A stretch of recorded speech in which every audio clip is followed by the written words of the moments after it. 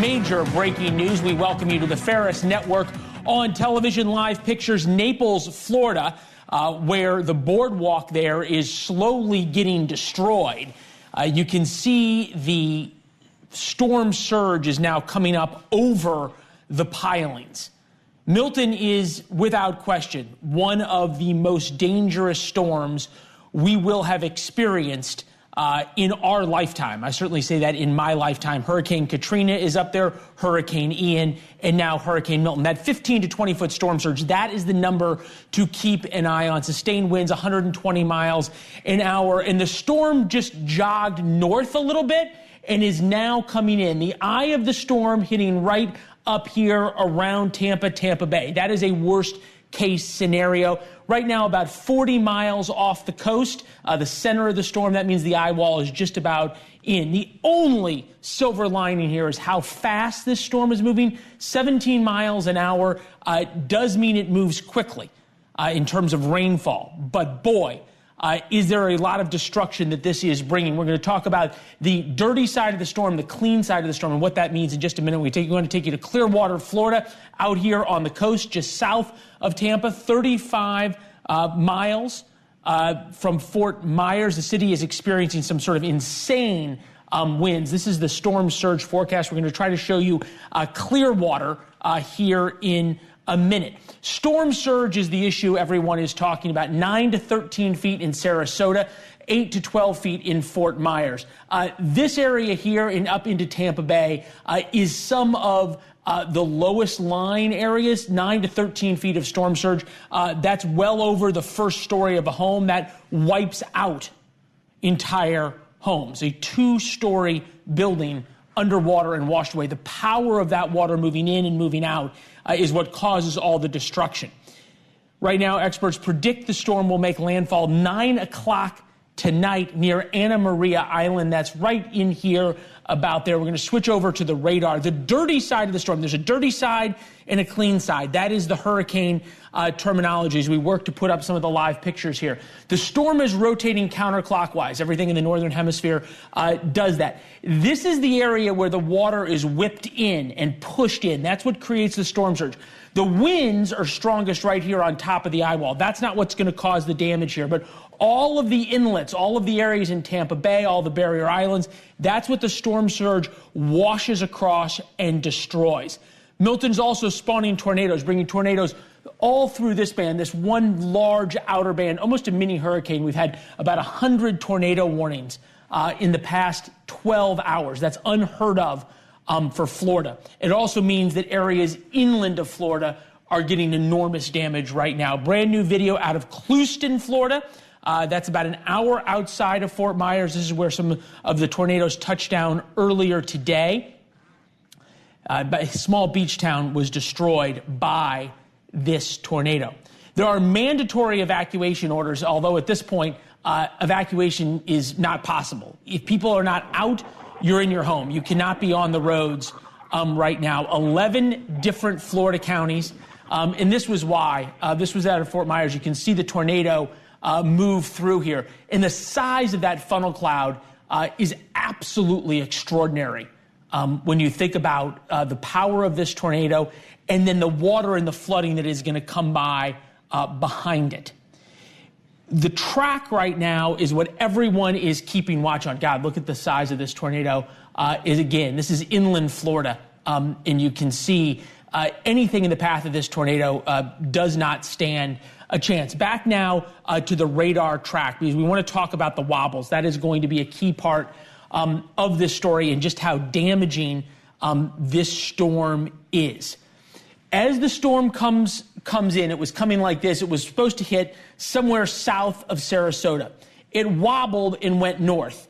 That is going to be key because the farther north it comes, the longer the dirty side of the storm has to pick up water and shove it up into Sarasota and then up here into Tampa Bay. And the low-lying areas around Tampa Bay, 9 to 13 feet of storm surge will wipe out hundreds, if not thousands, of homes there. And the eye wall is already starting to come. The whipping effect is now going to get worse over the coming hours.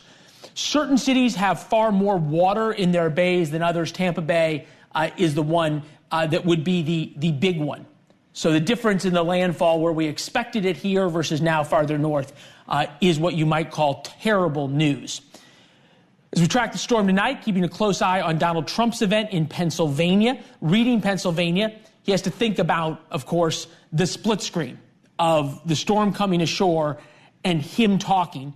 Obviously, Donald Trump feels as though talking about the storms and the disaster recovery and the effects of Hurricane Helene and how that was handled by the Biden administration is fertile hunting ground. He and President Biden have been going back and forth on television all day.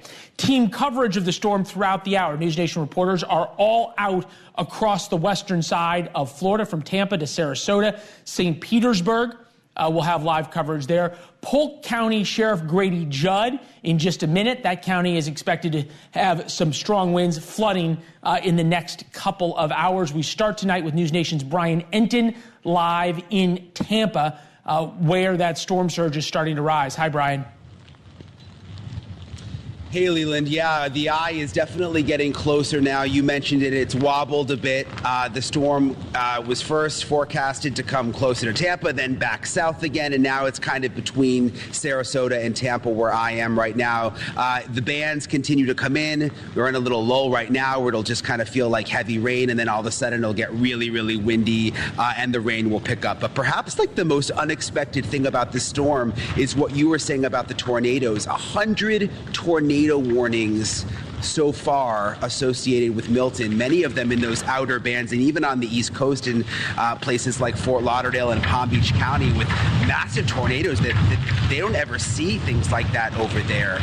So a lot of damage on the East Coast already, and it hasn't even crossed over yet, and we're still waiting to see exactly what it's going to do here in Tampa. We haven't seen flooding yet. We haven't seen the water come up too high yet, but it's still a long night ahead, Leland. A very long night, and obviously being dark and in the night makes it all the scarier and worse. Brian, thank you very much. Brian's up here in Tampa. We're going to come south and east down to St. Petersburg. Ryan Bass live there, where the water has started to rise. And I know, Ryan, you started to come inland a little bit. Yeah, Leland, we started out by basically St. Pete Pier, right, where the water is right in downtown. That's an area where Old Tampa Bay is connected. So where you just went to Brian Enton across the bay, which is a really vulnerable area, Leland, as you've been talking about, across the bay is where we were, and that water really started to rise. And we saw a lot of that surf starting to come up, which is why we started to make ourselves more inland. We're now at a 50-foot elevation point in St. Pete, so away from the storm surge.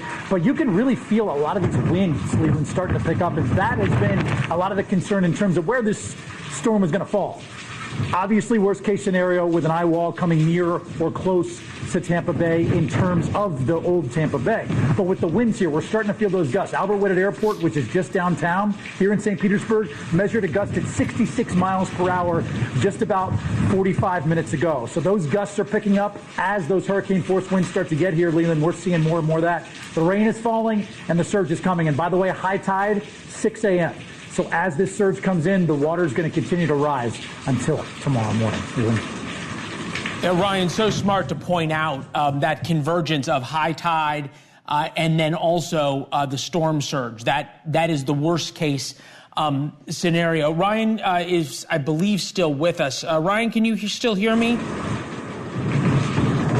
I can still hear you, Lynn. Yep. Okay, so 65 miles an hour winds, 45 miles an hour is when EMS and 911 stop responding because of how dangerous it is. Give us a sense, as you were there over the past 4, 5, 6 hours, had people in the low-lying areas where this storm surge is coming gotten out yet? Leland, they did get out, and I can say, I've spoken to not only folks that have been here that were packing up the last couple of belongings. Again, you have some of those wind gusts that are starting to hit us now, but friends of mine, colleagues, neighbors, they started to move out about yesterday morning into yesterday evening. So a lot of people got out even before today. There's 500,000 people that were scheduled to evacuate here in the Pinellas County area. This was actually the largest evacuation in the state of Florida since 2017. So there was a lot of folks folks that did heed those warnings that got out. This morning, we were down in some of the lower-lying neighborhoods of Snell Isle, which is a neighborhood that is right there at sea level elevation that floods on a normal rainy Friday afternoon, let alone Hurricane Milton coming through. And it was a ghost town this morning. So I'm happy to say, Leland, a lot of people have listened. They've evacuated more. They're in hotels like we are right here that are higher elevation than St. Pete. So this is a monster. People understand that. They were spooked by Hurricane Helene and a lot of the storm surge that got brought through. And a lot of folks that we talk to are wondering what their homes will look like when they come back to it. Good news is, though, that they are more concerned about their own safety than their property. And so much of the debris from Hurricane Helene that was sitting out on the streets to be picked up now gets picked up by this storm surge and makes the problem even worse. All right, Ryan, back to you as news warrants. Let us know as things deteriorate there where you are, St. Petersburg. Polk County Sheriff Grady Judd with us. Polk County is just a little bit north and east of Tampa. Sheriff, we always talk about tornadoes coming ahead of hurricanes. This is the most tornado warnings I think that Florida has ever had in one day. Does that change the dynamic a little bit? Well, it causes us all more angst. In fact, we've already had one wave of rain come through, and it was so significant. It's already filled up our ditches, and we have flooding in North Lakeland, South Lakeland, Winter Haven, Fort Meade, basically the west side of the county. So even though we have not had the eye of the hurricane yet, it is going to come right down our throat throughout the entire county. And for those that aren't familiar, our county is about 2,000 square miles with about 800,000 people. We've been warning everyone to evacuate that's in low-lying areas, and they could see why if they didn't evacuate and look outside, because the ditches are full. The river is almost cresting that comes through the county now. You make a great point, Sheriff, because Polk County is inland, and I think so many people who don't spend a lot of time in Florida or haven't spent a lot of time around hurricanes don't realize that the inland parts of Florida oftentimes are the ones where you have not only the most damage because of the flooding, because houses are raised, but the most loss of life because people try to drive through the floodwaters. There's electricity in the floodwaters when the power lines go down. Have you seen a change in how seriously people are taking this storm, number one? And what happens to all the people who have moved to Florida over the past couple of years that this, for lack of a better term, is their first rodeo? Leland, that's very good that you brought that up, because we've had over 100,000 people move into this county in the last 4 years. They've never seen a hurricane, but they're about to see one because the eye of it as a hurricane is coming directly through this county in just a few hours. And they've already seen winds that gusted up to 50 or 60 miles an hour. There's already water in the ditches. But at the end of the day, we're resilient. This is not our first rodeo. In 2004, we had the eye of 3 hurricanes come through this county in 9 weeks and totally devastated us. We're praying for the best, but we've seen the worst here, where literally what we call blue roofs or tarps back in 2004 were on roofs up to 2 or 3 years before we got everything repaired from that. So we are concerned. Now, in this county, when EMS and fire can no longer run their big vehicles, our deputies are going to respond to life and death emergencies to take people to the hospital, and we're going to carry a paramedic with us in our patrol cars. So if we tell folks, do not call us unless it's a life or death emergency, and we will evaluate. And if my deputy can make his or her way to you during this storm, we're going to show up even during the height of the hurricane, because your life means that much. That call is made by the deputy because the county's so large, where a response may not be possible in one part of the county, it may be in another. So our deputies, who are the best, are teaming up with the paramedics. We're bringing them in the patrol cars, and we'll take them in our cars to the hospital. Other than that, a lot of our calls for service have diminished. People are respecting the fact that we don't need to be out in this weather answering the run-of-the-mill calls. Yeah. No, look, it makes perfect sense. And I can't tell you there was shivers that went down my spine when I think about your deputies out on the roads, because in 50, 60 mile an hour winds and the rain that is about to come, they're quite literally putting their life on the line more than usual in order to try and get to people. I don't want to get political here, but there's been so much made about whether or not Florida is ready for the storm. So if we strip the politics out of it and start with after the storm passes, are you guys ready? Do you feel like you have the resources for search and rescue and for power crews to come in? There's going to be enough fuel. There's going to be enough food for the next couple of weeks until roads can get cleared and supermarkets can get restocked? Leland, you're exactly right when you bring up the politics. Nobody wants to hear politics right now. But there's not a state, any place, that's better prepared for hurricanes than Florida because of the inordinate number we have seen in this community or in this state. In fact, my team, I have a push team, an emergency response team, that if we don't have a hurricane here, we go to wherever the hurricane damage is. So all law enforcement's working together. Our governor, who is outstanding, DeSantis, has already got the National Guard on standby. Now, here's what happens. When people are scared and they're frustrated and their air condition doesn't work and they don't have any electricity, they're used to Amazon where you get it in 2 days. Well, we're not Amazon. It's going to take time when massive numbers of outages occur. But we're already staging power companies from as far north as Wisconsin. So we know exactly what we're doing. We have resources. We're bringing other resources in. But this is a massive storm. What I tell people in our county, you're all first responders.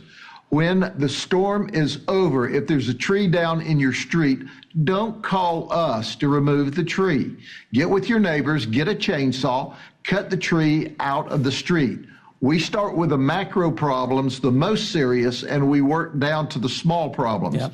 But we will have the major roads in this county of 2,000 square miles all open within about 12 hours after this hurricane goes through. Now, the smaller roads take a little longer, but I can tell you right now, this community in the past has seen this before, and they will help us. We always give the one warning. If you see a line on the ground, please believe that it's hot. It shouldn't be, but it may be. Sheriff, I would add that the people of Polk County are awfully lucky to have you looking out for them. I've been covering hurricanes with you going back to 2005 and have always been amazed just at how well of an operation Polk County runs. We're always glad to have you. You and your deputies got a long night ahead of you and then a long few days. We'll let you go, but we appreciate the time, sir. Thank you. God bless. Yes, sir. And Leland, I want to leave one last message for the looters. Fool around and find out. Zero tolerance. I don't think anybody has to worry about whether you mean that, sir. It's that's been proven in the past. It's good to see you, sir. Thank you. Yes, sir. God bless you. All right. Appreciate it. Live look at Sanibel Island. It was completely wiped out. Remember, the causeway to Sanibel was cut by Hurricane Ian 2 years ago. 12-foot storm surge means that what happened on Sanibel will happen all north. Bradenton, Sarasota, Anna Maria Island, St. Petersburg, Clearwater. The tens of thousands of people and what they will do when their home is washed away without insurance when we come back.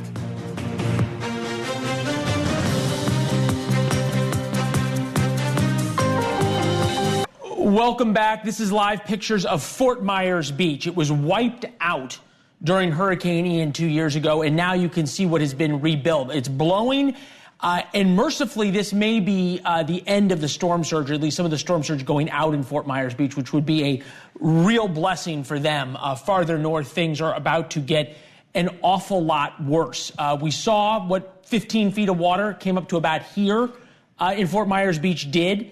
To the houses, to the older houses. It's exactly what they have up on Anna Maria Island, Clearwater, those towns, Longboat Key, will be wiped out in a similar way. And most of the people on Fort Myers Beach had no insurance. So this is going to be a disaster of epic proportions now.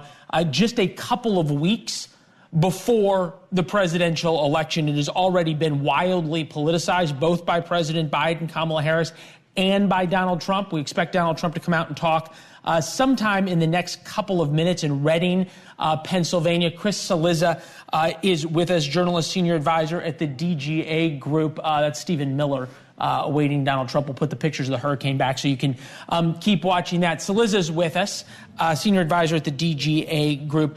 Chris, you think about the fact that we've seen Joe Biden today and Kamala Harris today more than we have seen them in the past month combined, trying to act and sound presidential, and the commander-in-chief and taking care of the readiness for Hurricane Milton.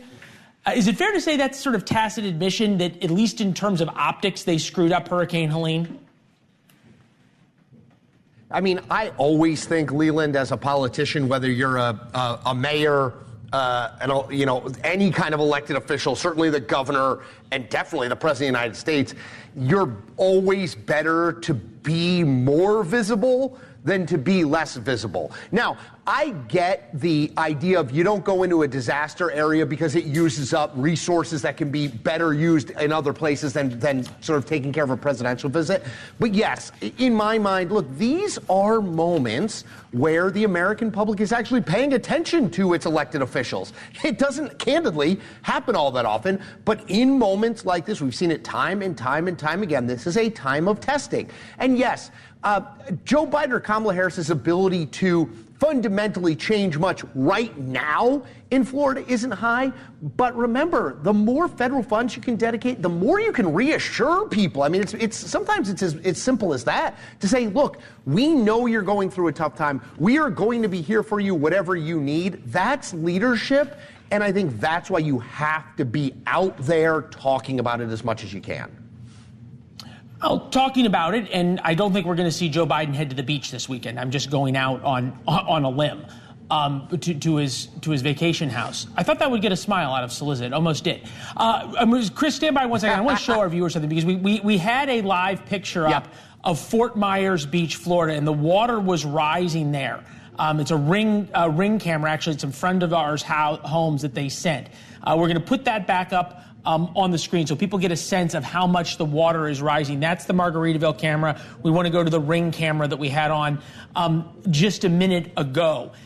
There's a chance that Fort Myers Beach dodges an enormous blow, and the blow comes farther north. Just so our viewers understand, so just take a look at that live picture right there of the water rising in Fort Myers Beach. You can barely see the pilings from the boat dock. And if you guys come back out here to me live, I'm going to show you the before of what that picture would have looked like in normal times. We can see if you can zoom in on that, Frank, right there. You can see the pool all the way out to the canal. So it gives you a sense there's probably about 6 or 8 feet of water in Fort Myers Beach right now.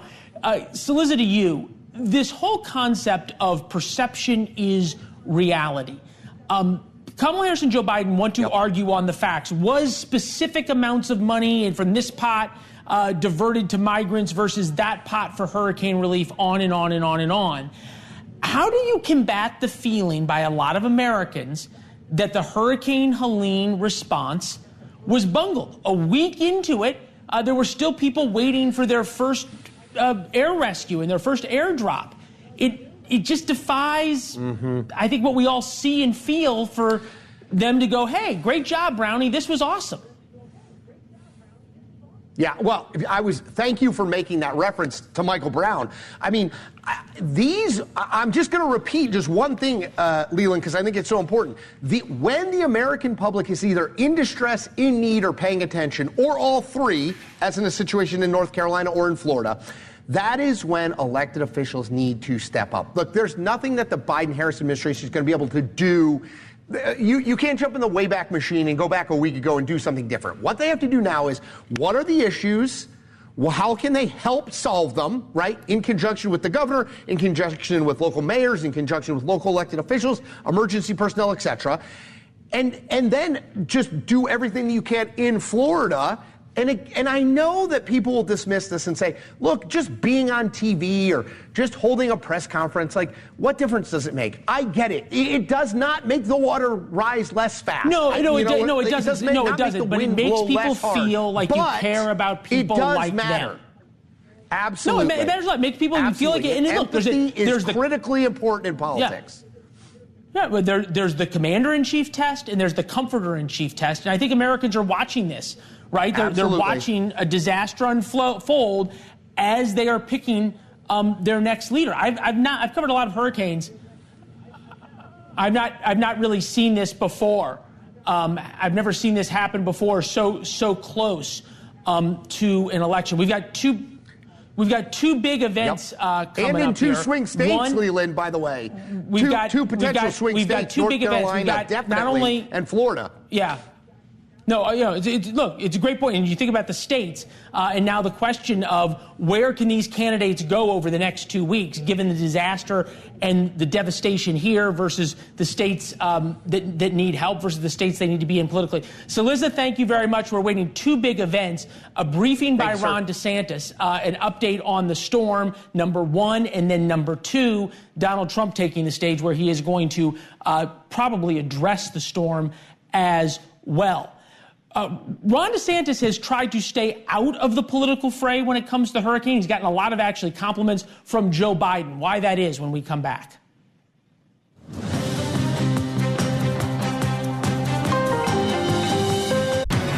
The eye wall is coming ashore in Florida with Hurricane Milton set to literally flatten parts of the coast. Ron DeSantis now briefing at 7:30 Eastern.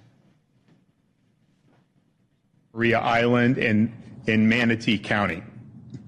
Prior to landfall, the state completed nearly 2,000 missions. Generators were sent to shelters. We have massive amounts of fuel reserves that are staged and ready to go, millions of gallons of gas. When the ports reopen, Florida Highway Patrol will be standing by to escort fuel trucks to service stations so that people will have access to fuel as they return to their homes. The Florida Department of Transportation is staged and ready to go as soon as the storm passes. They have 156 bridge inspectors, which will go to clear the bridges, 402 cut and toss personnel, and over 1,000 generators and 350 pieces of heavy equipment and trucks. We have massive amounts of search and rescue equipment and personnel standing by. And we hope that there's not a big need for that, but we're prepared for that. And that's not just our state and local, it's also our National Guard, our State Guard. We have about 9,000 National Guard personnel between Florida and other states. We also have Florida Highway Patrol, Fish and Wildlife, Department of Law Enforcement, and of course our Florida State Guard. There was a lot of questions about pre-staging linemen, which is our practice here in Florida, given that you have a lot of linemen working for Hurricane Helene in places like Georgia and North Carolina. I'm happy to report that we have over 50,000 linemen that are in the state of Florida, and as soon as it's safe to do so, they will commence with power restoration. We're already seeing power outages. You're going to continue to see a lot more power outages over the course of tonight and into tomorrow morning. Now, at this point, it's too dangerous to evacuate safely, so you have to shelter in place and just hunker down. Category 3 storm for most places in Florida, particularly newer construction, likely the building is going to be able to withstand it. But if you start to get in a situation where trees are snapping, power's popping, you do have to treat it like a tornado. And then if you are in a tornado warning, that's a duck and cover in a place that's safe in your structure. Those can be very, very dangerous, even if you are inside in cover. Stay inside and stay off the roads. Floodwaters and rushing storm surge are very dangerous.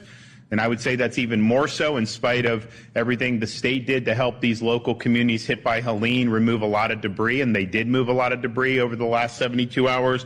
You're going to have new debris created, and you still have some of that old debris in some of those places. So there's going to be hazards in the storm surge and in the flood waters. Stay put until the storm is passed. If you are in Sarasota, Manatee, some of those areas where the eye of the storm is going, it may be where things calm down for a minute. just understand that means you're in the eye. It's going to go back and get really nasty very soon. So don't go outdoors until it is confirmed safe. You can listen to your local emergency management officials about that one. Power outages are going to happen, as I mentioned. So please, if you're using a generator, make sure that you're using it safely. Do not run the generator inside your home. That can be fatal. Make sure it's outside the home at a safe distance from windows and doorways. If you see dangerous conditions, please report those to your local authorities so that they can help protect people and mitigate it. So the storm is here. It's time for everybody to hunker down. I know we've got massive amounts of resources that have been prepared for this storm.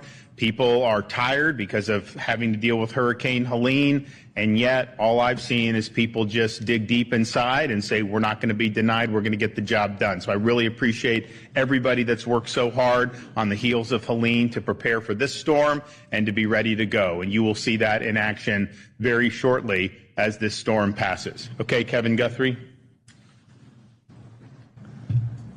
Thank you, Governor, for leading us through this. Appreciate your support.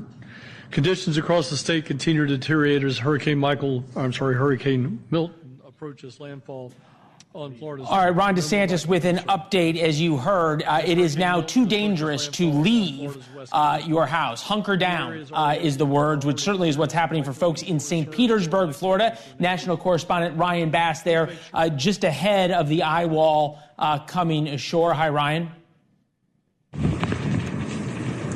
Hey, Leland, yeah, we are preparing for this, of course, and we talked earlier this hour about all the people that have evacuated.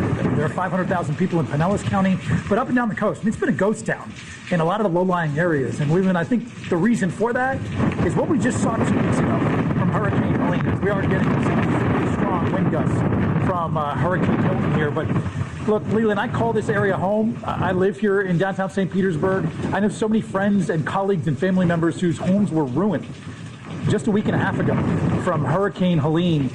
All of the storm surge that rushed in this area, there was upwards of 9 feet of storm surge recorded in some of the Tampa Bay areas here. And so many people were spooked. So many people were so concerned with a direct hit and what that would mean to our region. And so, seeing, a lot of the streets that are empty now, I'm glad that people heeded the warnings, but what are they going to come back to? And folks that I talked to, residents that are here, one that's been here for 34 years said, of any storm that's ever come this way, this was the one he was most concerned about. Because of what you talked about, Leland, this is the most vulnerable area of coastline in the country when it comes to storm surge. And now you've got this really powerful major hurricane in Milton about to make landfall here on our coast, and it's going to bring storm surge. It's going to bring powerful winds. It's going to knock power out here as well. And as Governor Ron DeSantis said, now's the time to hunker down, and those post-recovery efforts will begin. There's thousands of linemen standing by. There's states as far as Missouri that have folks that are ready to come in when this storm passes as well. But for now, it's about staying inside and trying to stay safe with the worst of Milton here to come. Yeah, and at some point there's going to be a lot of misery for folks that folks are just going to have to endure over the next 48, 72 hours as services return. Ryan Bass there in St. Petersburg. That's where the eye is headed. It's moving about 17 miles an hour. That's the good news. The bad news is the storm has wobbled, to use a very technical meteorological term, wobbled a little bit to the left, meaning north, which means that the dirty side of the storm, so as it rotates counterclockwise, you can see the winds pushing all the water up and then into that area, St. Petersburg, Tampa Bay. This is the big one, if you will. And as Ryan said, a lot of people are coming home and came home after Hurricane Helene and realized their houses were destroyed. They also are realizing they didn't have insurance for all the storm surge. And that story is going to be repeated tens of thousands of times up and down the west coast of Florida. Sanibel Island knows that well. That's another place getting hit very hard. They were just starting to rebuild in Sanibel Island. When we come back, what's going to happen is this storm cuts up into Orlando and then heads out to sea. The worst damage yet to come from Hurricane Milton.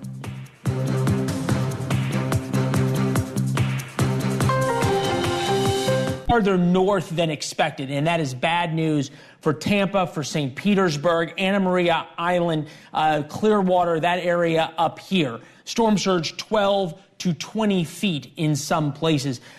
Fort Myers Beach, Fort Myers down here, the water is still heading in there, not nearly as bad as what happened in Hurricane Ian that wiped it flat. And it's difficult to explain and to put into words the devastation this will bring and then how long it takes to recover. There's going to be areas of Florida now flattened. With us now, Mayor Dan Allers, Fort Myers Beach, Mayor Kevin Anderson of the town of Fort Myers. Start, Mayor Allers, with you first. Do people really understand the power of 13 feet of water and what it does? Well, I can tell you I certainly didn't. I've been through a lot of blizzards and storms in my lifetime and tornadoes, but I've never seen anything like that. The power of water with Ian was something like you'd never want to experience. And then the aftermath of it, I've never been to a combat zone, but I got to imagine it looked very similar when it comes to the amount of devastation. Yeah. And now with this storm coming in. I've been to a lot of war zones, and I can tell you Fort Myers Beach looked worse. I said to my dad after the wars I covered in the Middle East, it looked like parts of Libya that had been bombed flat. It looked like parts of Syria that had been bombed, or Gaza that had been leveled. Maybe the more apt comparison right now. There are so many people who do not have insurance because insurance doesn't cover the storm surge. Their homes have been wiped out or are going to be wiped out. Is there anything for people to understand about the immense destruction, Mayor Anderson, and the pain of loss that's about to come? It's really hard for people to fathom it if they haven't lived through it. You know, we went decades without a real water event, and then Ian was an eye-opener for a lot of people. I like to hope that Helene was a reminder. I think people are responding differently with this storm. They're taking the precautions, and that will minimize. But if you don't have the right insurance, it's devastating. Yeah, no. Mayor Allers, advice, right, for people farther north, and they've got something that you guys didn't have to deal with because Anna Maria Island, St. Petersburg, Clearwater, their streets were already filled with debris and garbage from Helene that people were throwing out, and now that is added to the flood and the storm surge that's coming in. Yeah, as I said, this is our fifth storm in 2 years, and I can tell you it takes a mental, physical, and financial toll on everyone, and we certainly feel for those to the north of us that are going through what we've been going through for 2 years and now going through again. Like you said, Helene was 2 weeks ago. We just got most of the debris cleaned up after that, and now we're back to square one. Some people, this will be the fourth time they've rebuilt their homes. So it's very difficult. But down here in Southwest Florida, as Mayor Anderson will attest, we're kind of a Southwest group of doers. We take it on the chin and we keep moving, and we certainly don't like it, but you take what life gives you and you keep moving. Well, gentlemen, there's a lot of people counting on your leadership over the coming days, weeks, and months as we watch the water still rise. Mayor Dan Allers of Fort Myers Beach, Kevin Anderson of Fort Myers. Gentlemen, thank you very much. We appreciate it. Just to give you all a sense, viewers at home, of what these two men are going to have to deal with, we'll put back up the live images of Fort Myers. So the eye has gone north of Fort Myers, and the dirty side of the storm is still pushing water into it. If we have the live pictures, we will put them up. You can see the winds still pushing the water in, number one. And number two, the water still rising there. High tide not till 4 a.m. It's going to get a lot worse through a very dark and dangerous night. We head a little bit farther up the coast when we come back.